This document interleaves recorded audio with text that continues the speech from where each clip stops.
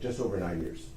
And what is your current role as an FBI special agent? My current role is I am a full-time member of our Cellular Analysis Survey Team, referred to as CAST. And how long have you been in that role with the Cellular Analysis Survey Team? I've been a certified member just over 5 years. And what are your sort of general duties in connection with that role? So as a CAST agent, we mainly focus on the analysis of historical call detail records. So records that are generated by your phone and that are obtained from the phone companies. And with that, there's really a few main things. One, we may analyze that information in real time. Let's say a missing kid, we get called to a command post to attempt to help locate that individual. Two, we can analyze those historically. So we're given a set of records, a set of dates, times, and locations, and we can map out where that device is around that date and time. And then third, we also provide training and education in this field, and then when called to testify to this information like I'm here today. And what sort of training do you have in the field of historical cellular records analysis? So before you even become certified, it's a multi-year process. For me, it was about 3 years. There's multiple layers of training, but they come from both internally, the cellular providers themselves, so AT&T, Verizon, US Cellular, T-Mobile, and then we also get it from academia. So for example, the Florida Institute of Technology. And with that, back from the providers, we're getting it from the records custodians, so the ones that actually pull the records, and then the engineers, the ones that actually design the cellular networks. And when you're analyzing records, cellular records, what type of data are you working with when you do that analysis in general? Depending on the type of record, the data may vary a little bit, but in general, there's cell towers out there all throughout the real world, and then you have your phone. And it's a modern day, basically two-way radio. So as you make or receive a call, or your phone's just on in your car, your phone is interacting with a cell tower and antenna. And all that information is recorded. So for each event, an interaction between your phone and the network, the tower that was used, the side of the tower, and providers like T-Mobile have information that's also how far away your phone is from that tower. And to get those sort of records from a cellular provider like, let's say, T-Mobile, are there any steps that have to be taken? Those would become available after the provider would receive a valid search warrant. So you would give them a phone number or an identifier for a phone, and they will pull the records that they have maintained in the normal course of business. And the type of analysis that you do to map out these records, is that something that you just came up with, or is that a process that's more widely used? It's a widely accepted practice. So what we're doing in terms of, and what you'll see in terms of mapping out this information, that information is also reviewed by, for example, the phone providers themselves as they're planning, managing, optimizing, and troubleshooting their network. And so does the FBI use this sort of process generally across the country? Yes, all the members of CAST, we're all using the same process in terms of taking the records and then visually displaying information on a map to identify where in the world and where in Detroit, for example, that phone is, and then forming conclusions based off that information. And as far as you're aware, do other law enforcement agencies also use these type of records for the same sort of location analysis that you do? Yes, and it's not just law enforcement agencies. It could be private, investigators. It could be other experts, whoever they want to, look at it for. But it's not just law enforcement. And during the time that you've been a member of CAST, have you ever been qualified to testify as an expert before? Yes, I've testified approximately 40 times prior. Has any court ever refused to qualify you as an expert in the field of historical cell site records analysis? No, sir. Your Honor, with that, I'd pass for any voir dire as to Special Agent Reiner's expertise. Mr. Britt? None. So, Your Honor, I'd ask for Special Agent Reiner to be certified as an expert in the field of historical cell site records analysis. All right. Having heard his education, training, and experience, he'll be qualified as an expert, so MC, MRE, some of the three. And Special Agent Reiner, did you have some involvement into the investigation of the disappearance of Zion Foster? I was contacted as some of the events were initially occurring, yes. Okay, and so did your involvement in this case date back to January 2022? It did. And as part of your involvement, did you obtain some records from a phone provider? I was given the records after, I believe it might have been Eastpointe or another law enforcement officer that did the search warrant and got the records. Okay, and did you have records associated from two different, or rather associated with two different phone numbers? I did 2 different T-Mobile phone numbers. Okay, and what was your understanding when you analyzed those records as to who those numbers were associated with? One was the victim, which would be Zion Foster, and then I was told the other one was for Jaylin Brazier. Okay, and Your Honor, at this time I'm holding what's been marked as People's Proposed Exhibits 14 and 15. Proposed Exhibit 14 is a certified copy of phone records from the number 313-575-3450, and Proposed Exhibit 15 is a certified copy of phone records from the phone number 313-913-5931, and I would move for those to be admitted under Michigan Rule of Evidence 902, subsection 11. No objection. All right, very good. Thank you, Your Honor. And Special Agent Reiner, did you have any other sources of information when it comes to records that you used for your analysis at the outset of the investigation in January 2022?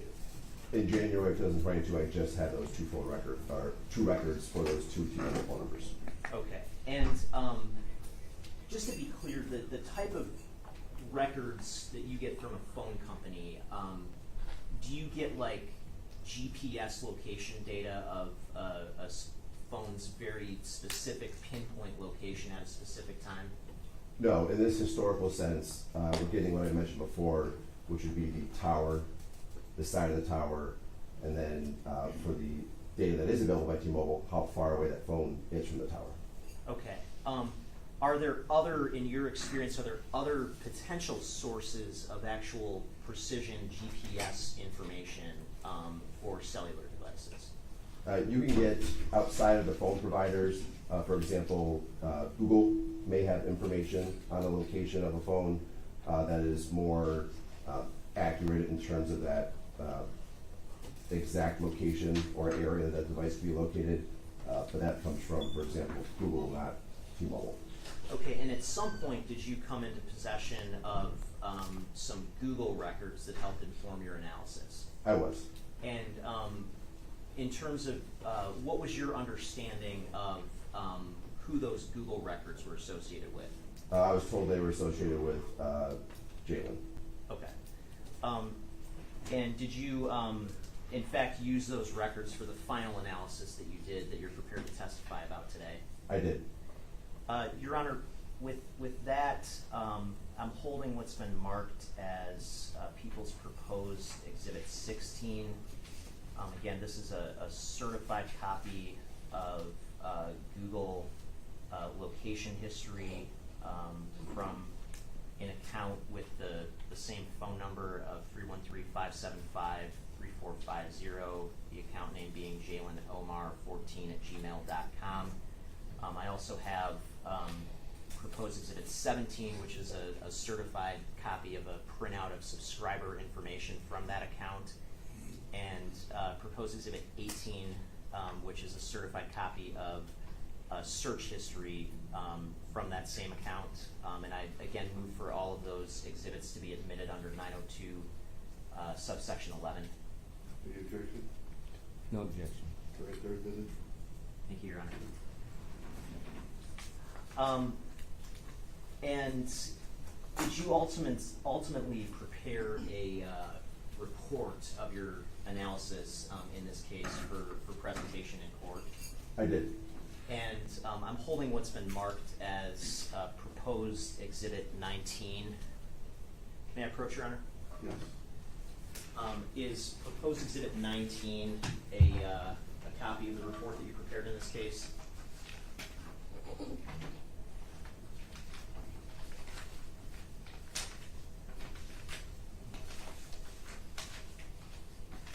Yes, it is a report I created for this case. And when you're looking at the raw data that is used to inform that report, is it fair to say that that data is quite voluminous? It is. It can be. Potentially thousands of rows of cellular records? Yes, easily thousands of rows in multiple Excel spreadsheets. And that report that you prepared, does that help summarize some of the data and some of the analysis that you did concerning that data? It does. And does that report, would you say, would that fairly and accurately reflect the analysis that you did in this case? It does. Your Honor, with that, I move to admit proposed exhibit 19. No objection. All right, it's admitted. Thank you, Your Honor. May I publish? Yes.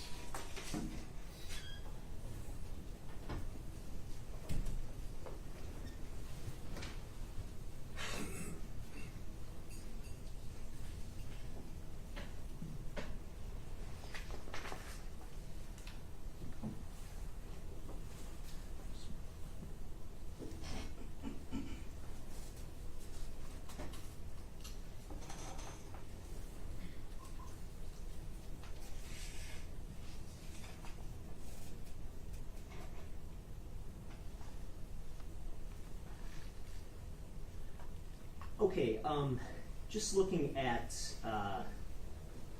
page 1 of the report, does this just give us a summary of the sort of information that you obtained to analyze in this case?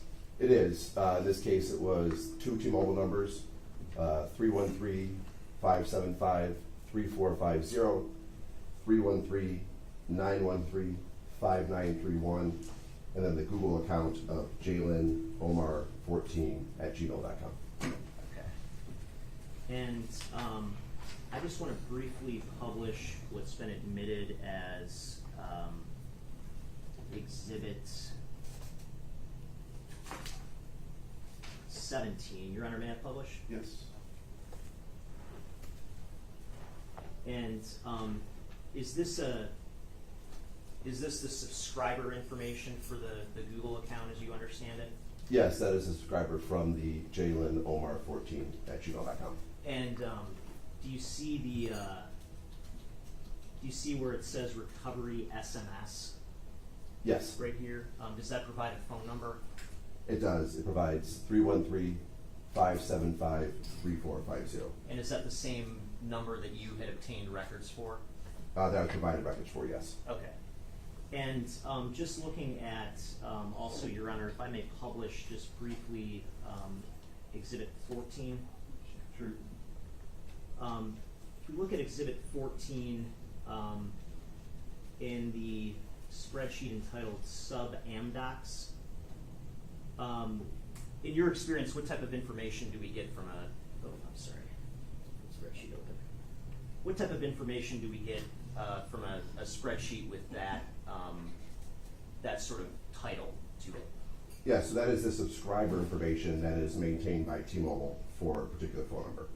And it would have what they have in their system for, as you can see there at the top, name, address, account status, C is for canceled, the name or the date for the subscriber name effective, more information about the account, and then some device information as well. Okay. And so the subscriber information for this particular set of records for 313-575-3450 indicates a subscriber name of what? Jaylin Brazier. Okay. And moving back to Exhibit 19, can you kind of walk us through this slide and sort of the just the overall background of the analysis that you did as presented here? Yes, this is the most words that you'll see on any of the report. It's just basically giving the background information and then talks a little bit about what's coming on the future slides. So the background is a lot of the stuff we already talked about. So the numbers that I was provided, and then any other accounts, such as the Google account. The methodology talks about taking the information across those thousands of lines in the Excel spreadsheets, and then as well as the timing advance data, and then the Google information that was provided, and then using the cell site locations, so where every cell site has a unique identifier within the world, and in this case, southeastern Michigan, and then matching up that information from the phone records to the tower list, and then visually depicting all that information on the map. So visually depict the tower, the side of the tower, and if available, how far the device is from that tower at the time for the phone records. And then for the Google information, we're provided a latitude, longitude, and as well as a accuracy radius. So taking that latitude, longitude, putting it into the mapping software, and visually depicting what that is and where it is.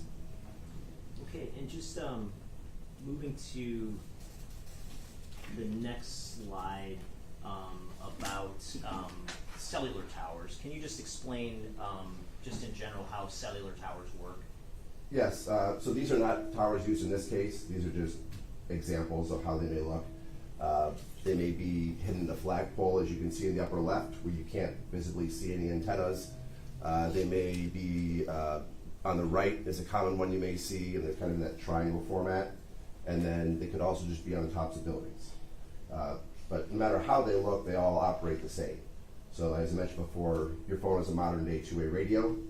You want to call your sister in California, you dial her numbers on your phone, your handset connects with that tower, and then it routes that call to your sister.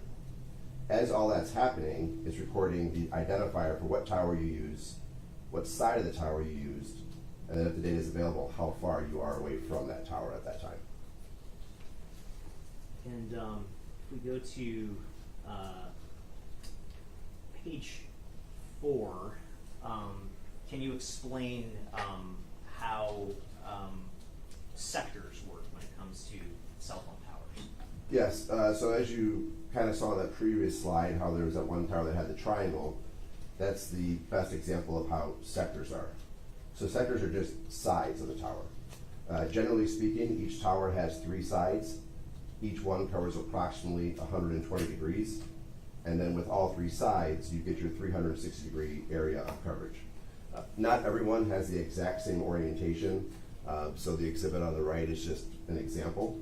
And there are towers that may not have 3 sides, and they'd be called omnidirectional towers, and they just have one sector that provides a 360-degree area of coverage. But generally speaking, there'll be 3 sectors, 3 sides, each one covering 120. So hypothetically, if I'm a T-Mobile customer and I use my phone to place a call to somebody, is there going to be a record that gets generated by T-Mobile that gives some information about the nature of that call? Yes, it'll tell you everything about that call in terms of the location, not the contents, but the date and time you placed that call, your phone number, the phone number you called, the tower number, and the side of the tower that was available for that call, or that was used for that call. Okay. And in terms of the, for like that sort of call detail record, how accurate of information can you get in terms of the location of the phone, just from the call detail record itself? So just from that tower and sector, it's just going to give me the general geographic area. So a lot of it is going to be based off of the layout of the network. So all these cell towers are all out here throughout southeastern Michigan, all across Detroit, Eastpointe, and they're all spaced out differently. More urban areas, such as downtown Detroit, would be more densely populated in terms of cell sites. So those have a smaller coverage. Whereas if you were to go out west, let's say you start getting into the far outskirts of Oakland County, you have towers that are spaced farther apart that would have a wider area of coverage. But with just this alone, it's going to be that general geographic area where that sector is pointed and where coverage is focused. Okay. And if we go to the next slide on page 5, I want to ask, in addition to the type of call detail record that you just discussed, is there a more precise type of data that can get recorded by our cell phone providers? Yes, and that's going to be on the slide after this one. Okay. Would you like me to just explain this slide briefly? Yeah, let's. Yeah, I guess let's go through this one first. I'm sorry. So this is just going to be the illustrations that you'll see on the actual maps. So as I'm visually displaying that information on the spreadsheet, the sector will look kind of like, I'll call it a wedge there in the upper left. You'll see that shaded area inside there. That's not depicting the actual coverage area. It's just helping you see on the map to see the primary direction that RF signal is pointed. On the right, as I mentioned, you may have an Omni tower, which only has one sector. You'll see that just as a circle. And then the bottom is just the call-out box that you'll see on the maps that tells you about that interaction between the phone and the network. So the unique identifier, so in this case, 21610, sector 1, and then the times that was used. And it's the timing advance record, which again, the main difference there is I'm now getting a distance that device is located at that time. That distance will be there. So for example, in line 1, at that time, at those two times, the phone was approximately 0.24 miles away from that tower and sector. Okay. And with that, sort of as a segue into the next slide, page 6, again, is there sort of a more precise set of data you can get when it comes to a phone's location, other than just like the call detail record that tells you the tower and the sector that a phone interacted with during a particular phone call? Yes, and that would be, for T-Mobile, it's the timing advance information. So that's going to tell you how far away that device was from that tower. So what the timing advance does, it allows you to refine that geographic area the device was located. So for example, as I mentioned before, you have a tower and sector, it's just this general geographic area that could be anywhere within the coverage area of that sector, whereas here it's telling you the device is registering 0.24 miles away from that tower. So it really helps you refine, and as a phone is in an area for an extended period of time, you may have arcs that start intersecting with each other. And as they start intersecting, you can refine that area even more to even get down to an immediate geographic area around a certain point, a broader area. And so in this case, for your analysis, did you have just call detail records available, or did you also have timing advance data available? We had both, although the volume of data varies between the two phones. Okay. And which phone number had more timing advance data compared to the other phone? It would be the phone number,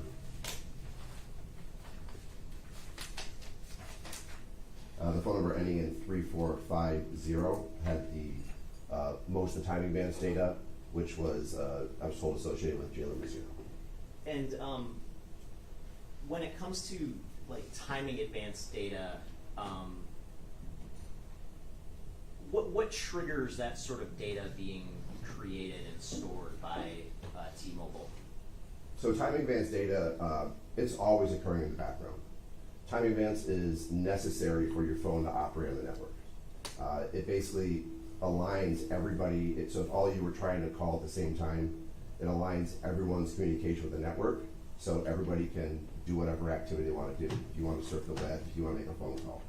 So it's always occurring. The question is what then is retained by T-Mobile. So just because for the other phone, there was, I believe, only one time advance record provided, it doesn't mean that time advance was not occurring in the background. There was only one record that was retained by T-Mobile. Okay, and in terms of the records that you get for timing advance data,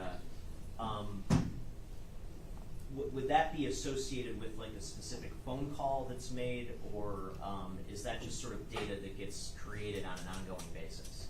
It's not necessary for a phone call, not necessary for a text message. It's just ongoing basis in the background. Your phone call just be sitting right here on this table, and it would be generating timing advance records without you doing anything.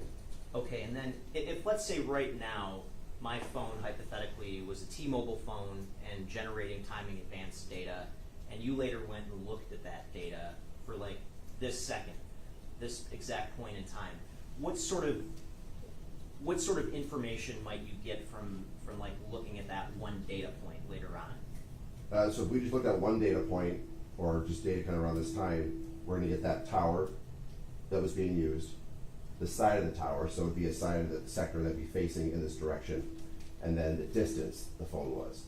So we'd be seeing this arc, which would be coming over this courthouse, and it would provide that information for that single event. Okay, and how is the distance calculated? So it's based on, it's a time measurement. So a signal is sent from the tower to the device and back, and then based off that time, a distance is calculated. So the cell signals are traveling at the speed of light, so it basically takes the time, calculates that by the speed of light, and then you get the distance. Okay, and so like hypothetically in this, sort of example on the screen, you see the tower at the bottom. That would be the tower, correct? Yeah. At the sort of end of the wedge. Yes, sir.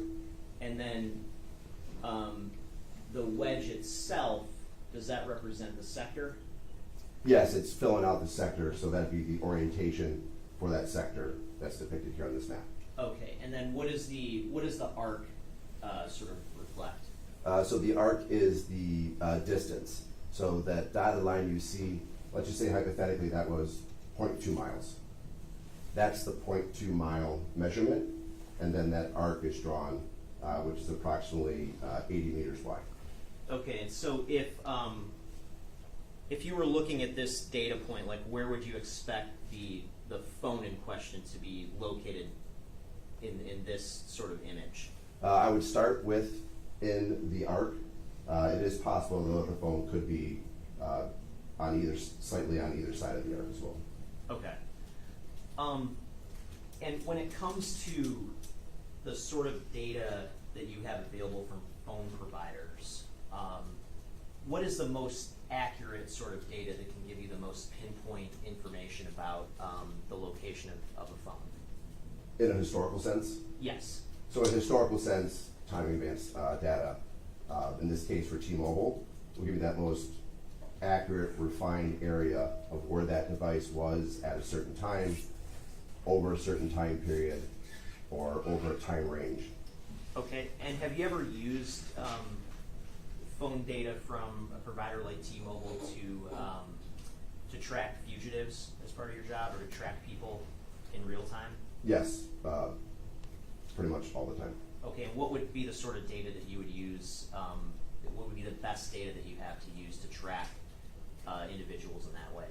It would be the time advance information that I would analyze to identify where a device would be to help those locate, whether it's a fugitive, missing kid, other evidence, whatever it may be. Okay.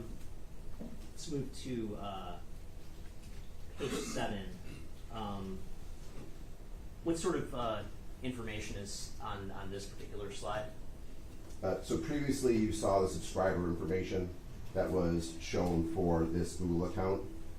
Also in the Google return is device information. So Google will record what the actual identifier for the device is for your phone. So your phone has an identifier called an IMEI that is similar to a bin in a cart. There is only one unique identifier for your phone everywhere. So Google is recording that unique device that is generating records, or that they may have location for. And that is that number that is highlighted 35266-566-4637-574. Looking at the time advance records, or the call detail records as well, you get that same information as to that unique device that is utilizing the network for T-Mobile. And it has that exact same number. So the same device that was generating location information for the Google account is the one being used on the T-Mobile account. Okay, and if we go to page 8, can you summarize what we're looking at here on page 8? Yeah, so when I just kind of keep going forward, I initially provided all these phone records, and then provided locations and dates and times that I request to analyze. These were the 3 locations that I was provided. The first would be the residence with the number 1, which is on the left side of the screen. That was 19451 Greenfield Road in Detroit, Michigan. The second is the victim residence, which would be on the far right side of the screen. That is 22166 Melrose Court in Eastpointe, Michigan. And the body location, which is 26 Beersford Street. I have listed here Detroit, Michigan, but it's also Highland Park. Depending on the mapping software you put it in, it'll locate it either way. Okay, and that particular location of 26 Beresford and Highland Park, did you familiarize yourself with what's at that location? Yes, I went by it this morning. And what did you observe at that location?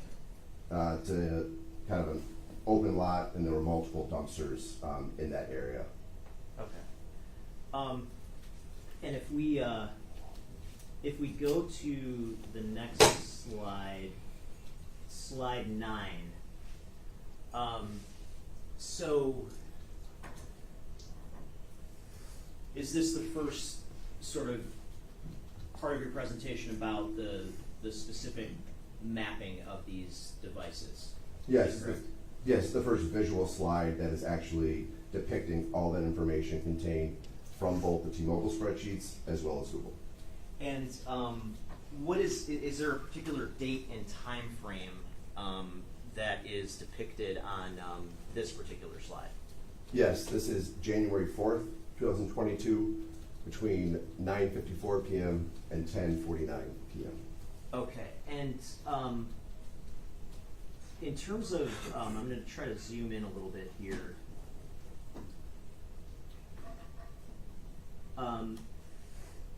Starting at this point, number 1, do you see that on the left side of the screen? I do. If we go up here, what sort of information corresponds to point number 1? So it would be on the very top line, it's showing the time advance information. There's a record at approximately 9:54 and 10 o'clock p.m., 0.24 miles away from that tower and sector that's visualized there, which is consistent with the geographic area of the Greenfield address. Okay, and this data that we're looking at here, is this limited to one of the specific devices that you looked at? Number 1 is the other device is going to be located on the right side of the map. Okay, so at this point in time, for number 1, at 9:54 p.m. and 10 p.m., and again, is this for the device that you had information was associated with the defendant? It was, yes. Okay, is there any information we can glean here about the location of the device at that time? The timing in advance, and then there's also the Google information. It's consistent with that Greenfield address around that time. Okay, and then at some point, does the device start to change locations? It does. As that time moves on later in that window, up to that 10:49, it's going to have records consistent with travel east, eventually ending up in the area of the Eastpointe address. Okay, and if so, we jump ahead to point number 5. What what is the time associated with point number 5? 10:26:53 p.m. And what is the area, what's the general location of point number 5? Just based off this map, it's in the Hazel Park area. You can see Hazel Park right underneath that arc. Okay, and again, just to be clear, when we're looking at the arcs, are we looking at timing advance data? We are. And then when we start looking at these little red marks, what are those? That is the information from the Google account. So it's the latitude, longitude, and then the accuracy radius that is provided by Google. Okay, and so is it fair to say that you have Google information from sometimes, but not others? Yes, you're not going to necessarily have, you can see kind of the back half of the time, there's a lot more Google information. You're not always going to have that all the time. It's just a matter of what's, again, retained and available by Google when they respond to a search warrant, just like T-Mobile. Okay, and if we continue, so there's an arrow here. What does that arrow reflect? So the arrow is just showing the direction of travel and to help orient the jury with the sequence of the records. Okay, and so I guess during this time from roughly 10 o'clock to about 10:26, is there any trajectory that you see that the phone took during that time based on the data that you analyzed? Yes, so it's going to be going east, as you can see there, along kind of 8 Mile, and then north up to that 10:26:54 point, which is where number 5 is, up there in the Hazel Park area. Okay, and then after being in the Hazel Park area, where does the device appear to move from there? Then comes consistent coming back south, and then east along 8 Mile, along with the Google information, up to the geographic area of the Melrose Court address in Eastpointe. Okay, and so from this data, do you have any opinion about the general trajectory of the device from the time period of 10 o'clock to 10:40 p.m. on January 4th, 2022? Yes, the device travels from the geographic area of the Greenville address east towards the area of the Melrose Court address in Eastpointe. And again, when does the device consistent with first being in the general area of the Eastpointe address? Based off of that last Google location record, it's in the approximate 10:40 time, possibly a little bit after that, but around 10:40, it's consistent with that general geographic area. Okay, and now in terms of the purple box near the Eastpointe address, what sort of information is reflected there? So that is all just the call detail records that were available for that phone. So I didn't have the timing advance information for that phone number around that time. So that's just illustrating the tower that was used. As you can see, that's a circle. So it was an omnidirectional one, which is providing coverage in 360 degrees, which is why you just see a circle. Okay, and so the purple is for the other phone, would that be correct? That is correct. And that would be the phone that, based on the information you had, was attributed to the victim? That is correct. And so is the address, the victim's address that you had in Melrose Court in Eastpointe, is that within the coverage area for the tower that's reflected there? That tower provides coverage in the geographic area around that address. Okay. So would it be fair to say the phone, at the very least, is not inconsistent with being at her address at that time? It's consistent with being in that area. Okay. I can't give you the exact address, just that consistent with that area. Okay. Let's go to the next slide, number 10. So what time frame are we looking at now? So this is still January 4th, going ahead in that time. So it's from approximately 10:52 p.m. on January 4th to 1:46 a.m. on January 5th. Okay, and in terms of the earlier part of that range, that time range, would that be reflected in sort of this far right side of the slide? It would be number 1 and number 2. Those records are around approximately 10:52 and 10:53 p.m. Okay, and then when we get over to, let's say, number 7, what time would that be? That is around 11:13 and 54 seconds p.m. Okay, and how about number 8?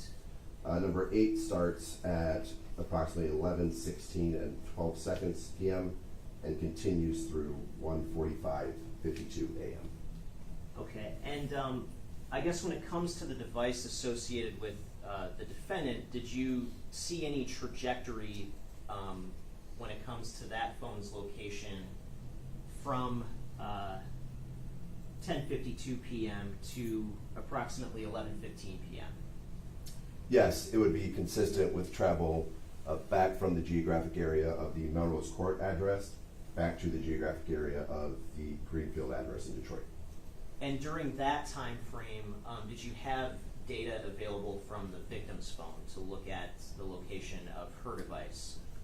No, the first record I had for the victim's phone was going to be, this range was at the 12, basically from midnight, so 12 o'clock a.m. and 12 seconds, and then 12:36 a.m. Okay, and if we look at, I'm sorry. With that call box, that was for the timing in advance. The first call detail record would be at approximately 11:34 p.m. okay, and if we look at that sort of 11:34 p.m. time range, where would the victim's phone be consistent with being at that time? With just that 11:34, it's using that tower and sector that provides coverage to the geographic area of the Greenfield address in Detroit. And during that same time, where would the phone associated with the defendant be consistent with being? Also consistent with that same geographic area. And do you see the box where there's a note about 1:15 a.m.? I do. And what does, can you describe what's reflected there? Yes, so when you look at the actual call detail records, as the phone is on the network, it's recording information about the call, as I mentioned, including the tower and sector that's utilized. When a phone goes off the network, that location is no longer provided on the records. So beginning at approximately 1:15:31 a.m. through the duration of the records, the victim phone is consistent with no longer being on the T-Mobile network. And what sort of things might cause a phone to no longer be on a cellular network? So I can't give you an exact reason as to how it is, but basically anything that would cause that phone to lose power or some way connection with the network. Maybe it's not power, just any other element that separates that phone from the cellular network. Okay, so if I turn my phone off, is it going to be off the network? It'll be off the network. And are you familiar with airplane mode? Yes, If I put my phone on airplane mode, would that take it off the network? it would take it off the network as well. If hypothetically my phone got damaged to the point that it wasn't functioning, would that take it off the network? Yes. Okay. I want to move to page 11. What time frame are we looking at this point? For page 11, still January 5th, 2022, still moving forward in time between approximately 1:44 a.m. and 2:07 a.m. Okay, now during this time, the victim's phone would be off the network, correct? Yes, and by off the network, we're not getting cell site information, and we're seeing all these calls being sent to voicemail from the victim's records. Okay, so you have no location data for the victim's phone as of 1:15 a.m. on January 5th, 2022, correct? That is correct. And so we're just looking at the records associated with the defendant's phone, correct? That is correct. And during this time, from 1:44 a.m., at that starting point at 1:44 a.m., is there a specific location that the phone is consistent with being at? Yes, there's a Google location record at 1:44 a.m. as well as a time advance record at approximately 1:45 a.m.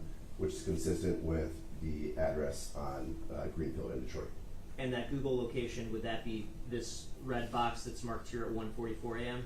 It would be, and that point, if you go like just underneath the one, it's pointed to the one yellow box. It's the same point that was on the previous slide, carried over, Okay. and it's the And- point right there.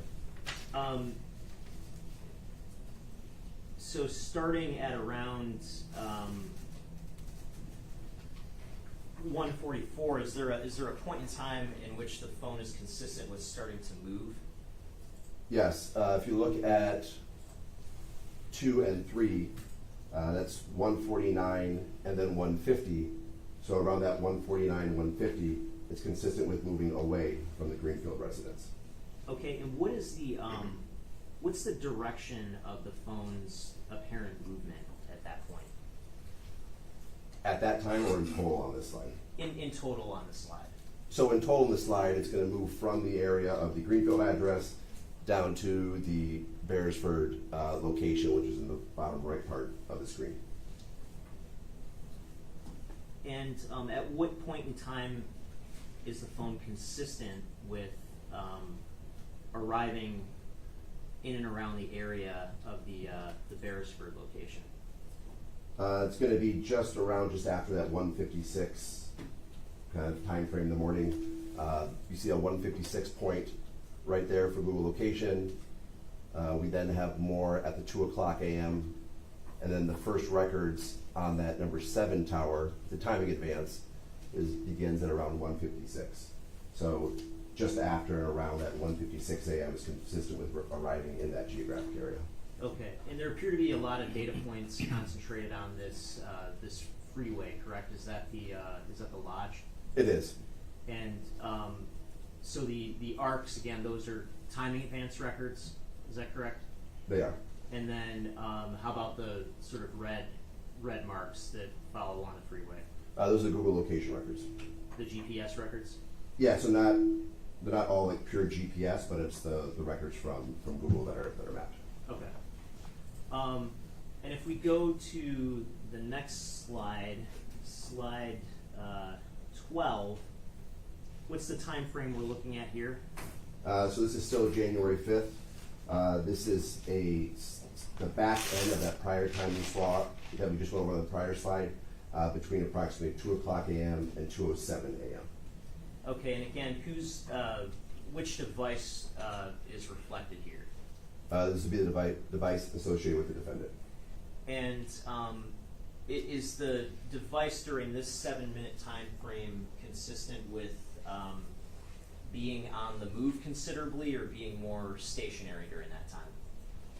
So I can't give you an exact timestamp of whether it's stationary or, at the exact time it's stationary. It's during this time frame. It's consistent with that immediate area around the Beresford address, which is the yellow icon. So that would be this icon right here, Yes. and that's the parking lot that you described earlier, correct? Yes. Okay. And this again is from 2 a.m. to 2:07 a.m. on January 5th. That is correct. Okay, moving to the next slide, slide 13. What's the time frame reflected here? So still going forward in time, this is going to be from approximately 2:06 a.m. to 2:30 a.m. on January 5th. Okay, and is there a point in time where, and again, are we looking at the device associated just with the defendant at this point? That is correct. And is there a point in time in which the device is consistent with starting to move away from that parking lot on Beresford and Highland Park? There is. And what is that point in time? It would be around, we'll just say after that approximately 2:08 time frame. If you go to the bottom right of you can see that grouping of Google location information, which is approximately 2:06:48 to 2:08:30 in that red box. Okay. After that point, there's then movement consistent kind of west-southwest to that 2:09 point, and then it continues on back up to the geographic area of the Greenfield address. And is there a point in time where the phone is consistent with returning back to the area of the Greenfield address? Yes, on tower mark number 9, that first timing advance measurement is going to be at approximately 2:16 a.m. And then there's a Google location record at 2:29 a.m. Okay, and that's back at that, back in the area of the Greenfield address? Correct. So during this time from, let's say approximately 2:08 a.m. to 2:16 a.m., what's the trajectory of the defendant's phone during that time? It's consistent with travel along the lodge back to the area of the Greenfield address. Okay. Moving to slide 14, did you also look at some records from another day associated with this case? Yes, on January 6th. Okay, and what is the relevant time frame of the records that you looked at on that particular day? On this slide, it starts at approximately 1:31 p.m. through 2:01 p.m. Okay, and so, again, the records reflected on this slide are from the same device we've been talking about, the device associated with the defendant, is that correct? That is correct. And during this time frame, at around 1:31 p.m., what is the approximate starting point of the device? So the first time slot there in that window at approximately 1:31:05 is Google location. Beginning around 1:33, a time advance measurement, both consistent with starting in the area of the Greenfield address in Detroit. And after starting in that area, at some point in time, does the phone appear to be on the move? It does. And is there, based on the data, is there a trajectory associated with the phone at that time? Yes, similar to the previous day, trajectory is similar along the lodge to the address, or to the area of the 26 Beresford address in Highland Park, or Detroit. And is there a particular time where the phone is consistent with arriving in the area of the Beresford address? It would be first around approximately the 1:56 p.m. time frame. That's the first measurement on that time advance arc. And there's Google location records at approximately 1:57 and 2 o'clock p.m. Okay. And if we go to the next slide, what information can we glean from this slide? Let me ask, what is the time frame that we're looking at here? So going ahead in time, so approximately still 1:56 p.m. to 2:14 p.m. on January 6th. Okay, and again, at that 1:56 p.m. time frame, where is the phone consistent with being at that time? That one is still going to be down in the geographic area around the Beresford address. at the Okay, start. and at some point after that 1:56 time frame, is the phone consistent with being on the move away from that location? It is. And at what point does the phone appear to start to move away from that location? It would be after the approximate, your Google location point right there at 2 o'clock. The last time advanced measurement on that arc is at 1:56, so it would be after the 2 o'clock p.m. time frame. Okay, and is there a trajectory associated with the phone after that 2 o'clock time frame? Yes, it'd be consistent, traveling through the lodge kind of west, then back northwest. But this time it goes to the area on the east side of the lodge, not immediately back to the Greenfield address in Detroit. Okay. I want to ask you about what's been admitted as Exhibit 18, some Google search history. Your Honor, may I publish? Sure.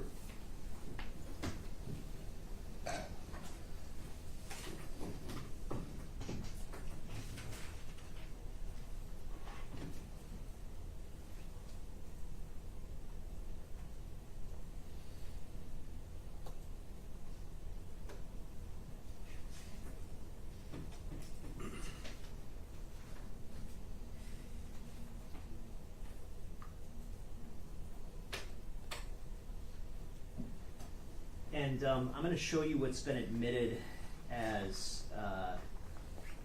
Exhibit 18. And I want to direct your attention to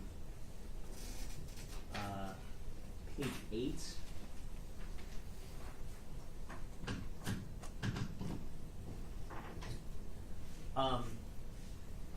Do you see a time reflected on the search that is depicted on the screen right now? I believe the search is down just a little bit more. Oh, I'm sorry.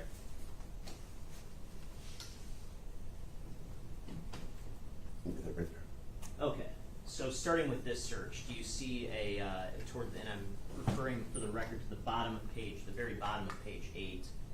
Do you see a date and time associated with that search? Yes. And what is the date and time reflected there? It's January 6th, 2022, 7:35:24 p.m. UTC.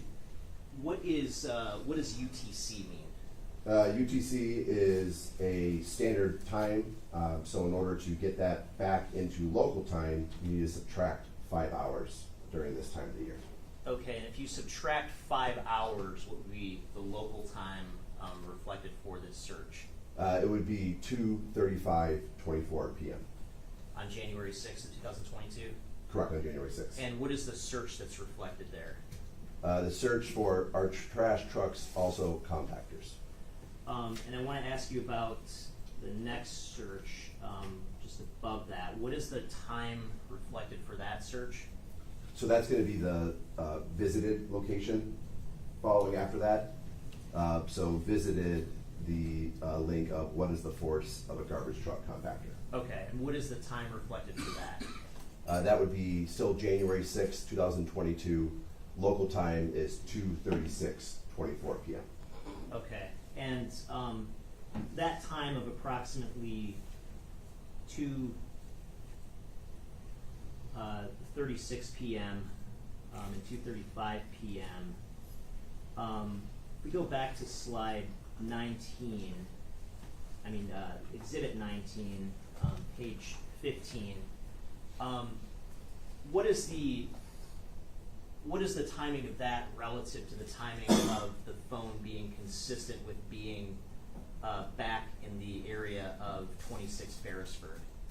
It's approximately 35 and 36 minutes after using that last Google location point of 2:05 p.m.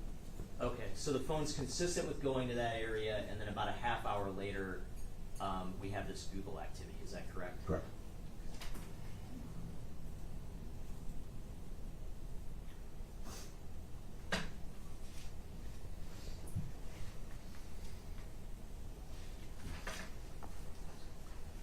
Thank you. Nothing further.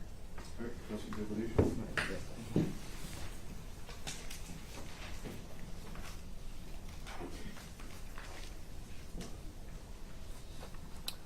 Good morning, Special Agent. How you doing, sir? Good and yourself. That's good.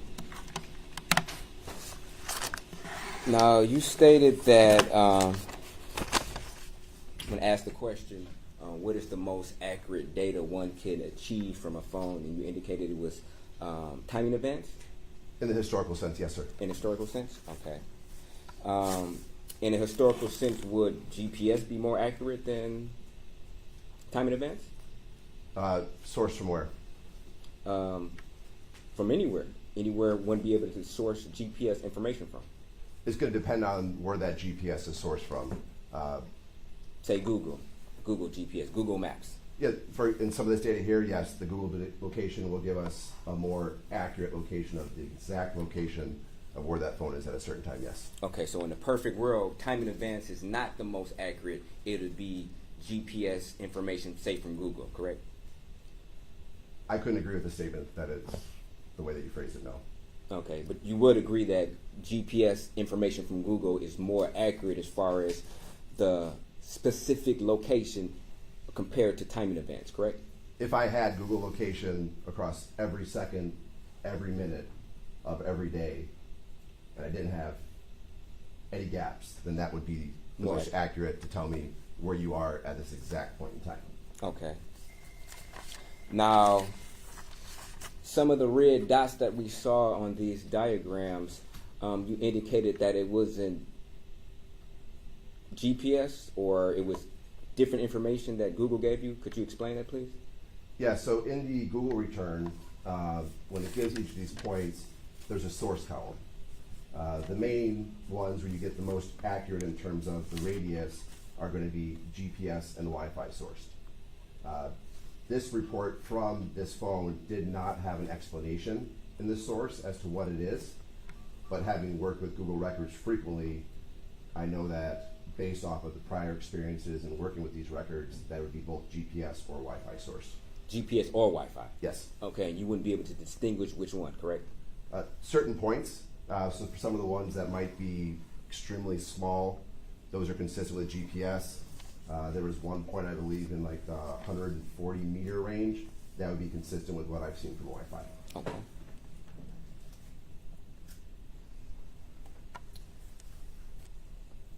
Now, if we look back on slide number 9,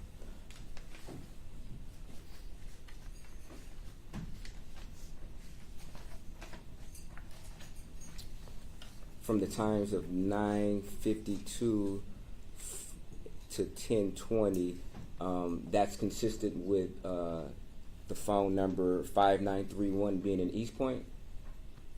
Between the times I have of 9:52 p.m. and 10:20 p.m., records consist with being in Eastpointe in the area of that address, yes, sir. Okay.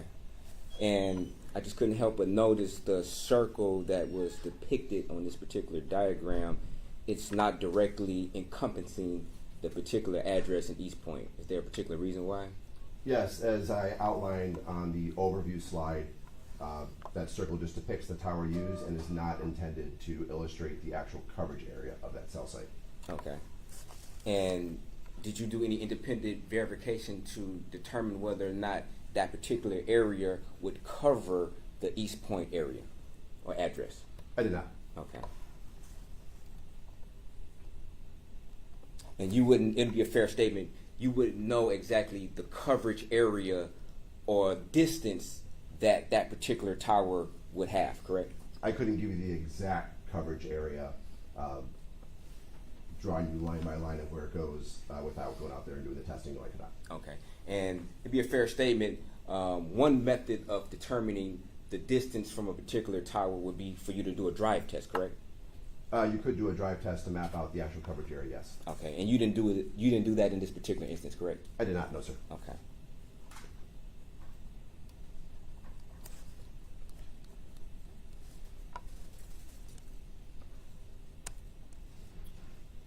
And you stated that there was no information from the phone number of 5931 as to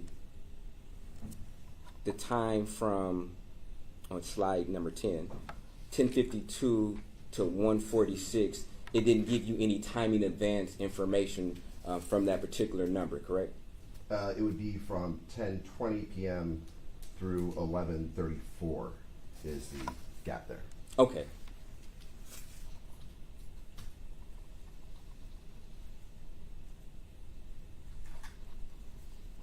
So all your analysis was able to determine was that at one point in time it was in the area of Eastpointe, and then later at the night it was in the area consisted in Greenfield, correct? Correct. Okay.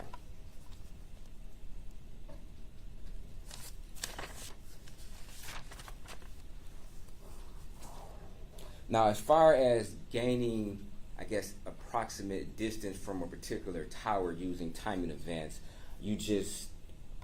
are you getting that information from the provider, or are you calculating that yourself? That is actually provided by the provider in the report. Okay. On that line item, it tells you the date, the time, the tower, sector, and that distance. So in this example, let's just pick one. For line 2, it says 0.34 miles. Okay. Have you ever did any independent investigation or test to determine whether or not the number that they give you is actually accurate?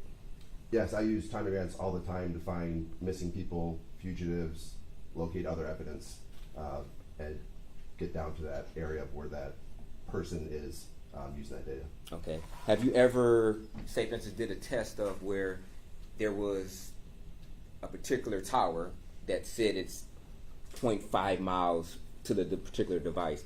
Have you ever went into the field, had a device, and called from a particular number or using a particular tower, know your exact distance from that particular tower, and then compare it with the information you received from a timing advance report? I have obtained test records before. I can't say I did every one of those steps in terms of making the call, but I have reviewed test records before that is consistent with where I was and where I have traveled. Okay, when you say you reviewed them, did you conduct the test yourself? I have, yes. Okay.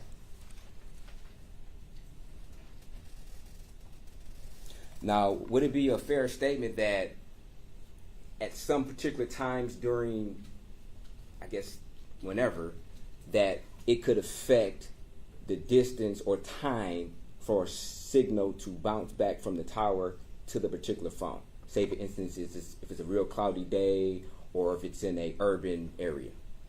Weather is not going to affect that time advance measurement. Okay. That measurement is required for everyone's phone to operate. If those measurements are not correct, then there would be collisions at the tower and everyone is not going to get the level of service that they expect. And the network's not going to work the way that it needs to. Okay. What about certain geographical locations, such as if you compare a rural area versus an urban area that has a lot of tall buildings and a lot of other obstructions? Yes, so topography, let's use that example. Let's say we're right here in downtown Detroit.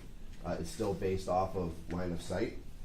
So let's say the tower's on one side of the building, is a tower, I have a building, and then I'm right on the other side.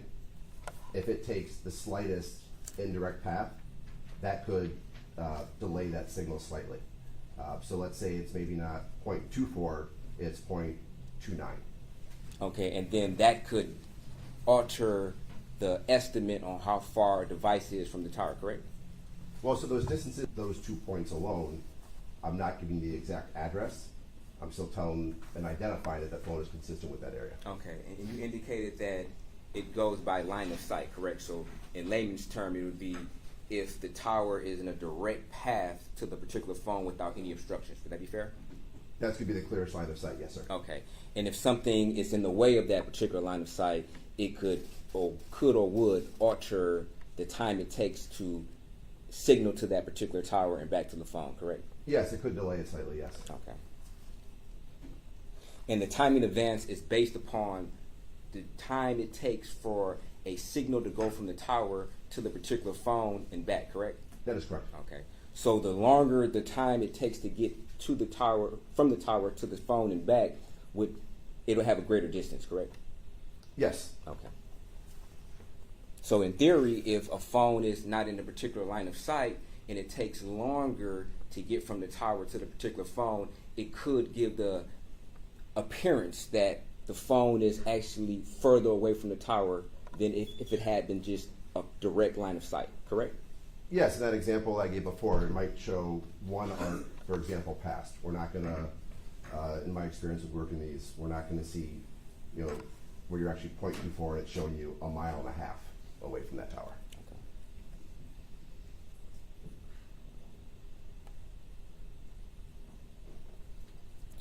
Now, as far as a phone not being able to connect with the network, you indicated that could be for a variety of reasons, correct?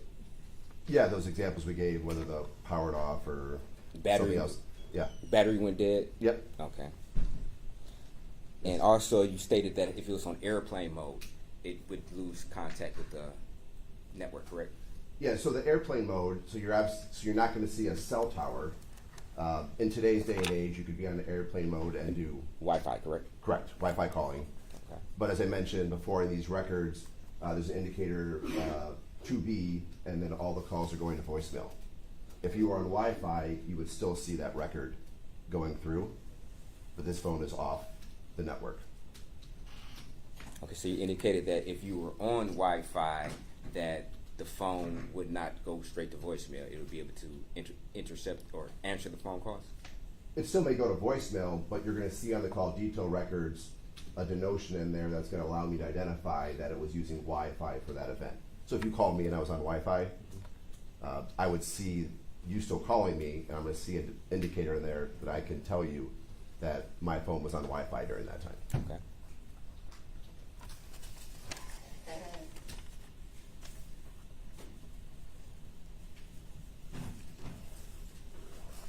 Did you request GPS information in this particular case?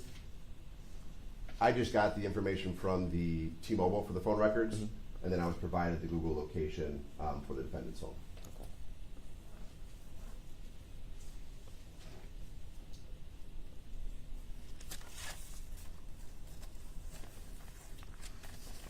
Now, if we look at slide number 12, you indicated that you couldn't say for sure if the phone is moving or not, correct? I'm saying that in that entire time frame, I can't say it moved during that entire 7-minute window. There are some records in here, as you can see from the Google location, where it's consistent with movement, but I don't have a record for every second during that 7-minute window to say that it was moving the entire time. Okay, and is this a timing advance? The arc we see, is that a timing advance analysis? That is a timing advance measurement, Okay. and that is 0.39 miles from that tower and sector. How often can you get different timing advance measurements? Is it per second, per minute, or it just depends on what you have? The timing advance I mentioned before is always going on in the background.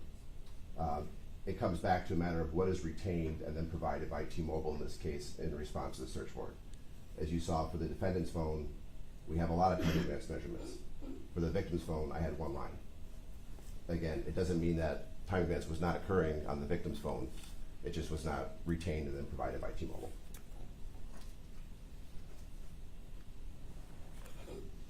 Thank you. No further questions. You redirect? Yes, Your Honor, just briefly. There were some questions about GPS data. And just to be clear, can you go to T-Mobile and ask for GPS data about the location of a specific phone at a specific time? Historically, no, you can't go to them and say, give me all the GPS locations. Okay, here we have GPS data from a separate source from Google, correct? That's correct. And that just kind of provides an extra layer of sort of analysis here, right?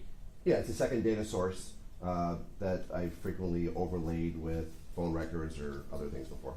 Okay, and in terms of the analysis that you did here when it comes to the defendant's phone, is there any inconsistencies between the GPS data from Google and the location data that you have from timing advance records and call detail records from T-Mobile?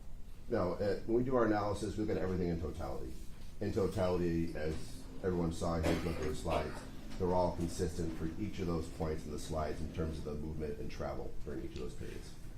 Okay, and again, during this like 10 p.m. time frame on January 4th of 2022, where's the phone attributed to the defendant consistent with being at that time? At which time, sir? Around 10 p.m. Around 10 p.m., it's going to be consistent with the Greenfield address. Okay, and then again, just to reiterate, by around 10:41 p.m., where is that phone then consistent with being? It's then consistent with the area of the Melrose Court address in Eastpointe. And then at 11:15 p.m., where is the phone consistent with being back at that time? Around 11:15 p.m., beginning around 11:16 p.m., it's consistent with being back in the geographic area of the Greenfield address. And then at the 2 a.m. to 2:07 a.m. time frame, is that what's reflected here on slide 12? It is. And at that point, the phone is consistent with being where? The geographic area around the Beresford location. Okay. And for the victim's phone, we have much more limited data, correct? That is correct. But at around 10:20, the data that we do have, where does that show that her phone is consistent with being?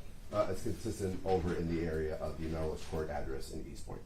And then by 11:15 p.m. that same night, is it consistent with being somewhere else? The first record of hers around 11:34. So around 11:34, it's consistent with over in the area of the Greenfield address in Detroit. Okay. And then at 1:15 a.m., there's no further location data available from her phone, correct? That is correct. Okay. Thank you. Maybe Cross? Just a couple questions. Now, Special Agent, you stated that historically you can't just call T-Mobile and receive GPS information. Correct. Are there some circumstances where T-Mobile can provide GPS location for a particular device? So when we're saying GPS, we need to clarify that when you get latitude, longitude information, it's not always GPS source. So if you think of when you open your mapping software, where you see that little like blue dot, right? It's based on your GPS, you're gonna see a really small kind of shaded area. You can get latitude, longitude information, let's say from T-Mobile, if you had a search warrant that allowed you to locate a phone in real time, but that's not always going to be GPS. That might give me a mile and a half or larger radius. It's not always going to give you that, and that's the only way you can get it would be in real time, not historically. Okay. But it's not always going to be GPS, so I want to make sure that's clear. We're just talking latitude, longitude coordinates. Okay, so to be clear, you stated the only way you would be able to get longitude, latitude information from T-Mobile would be from with a court order indicating that you wanted that specific information, correct? As far as the longitude, latitude, correct? So if we go and start getting into now latitude, longitude information, there's network estimated locations that T-Mobile may provide Okay. that you could get historically, but that's not their true GPS, that's their estimated locations. Okay. When you're talking about anything in real time, which you're gonna get, which is gonna give you these dots, for example, and an accuracy radius, in real time location information, say looking for a missing kid, that's the only time we're gonna get that information in real time. Okay, and say for instance in those examples that you're looking for a missing kid, would that information be more accurate than, say, historical information? No. Generally, in my experience, if I'm looking for a missing kid, I am looking at the time advance record because I mentioned commonly active location information from T-Mobile could be a mile and a half or greater. That's going to give me the east side of Detroit. Timing advance, I can get you down to potentially a few houses on a block based off the information. No further questions, thank you. Right, you ready? No, Your Honor. Thank you. Any questions from the jury? All right, sir, seeing none, that's it.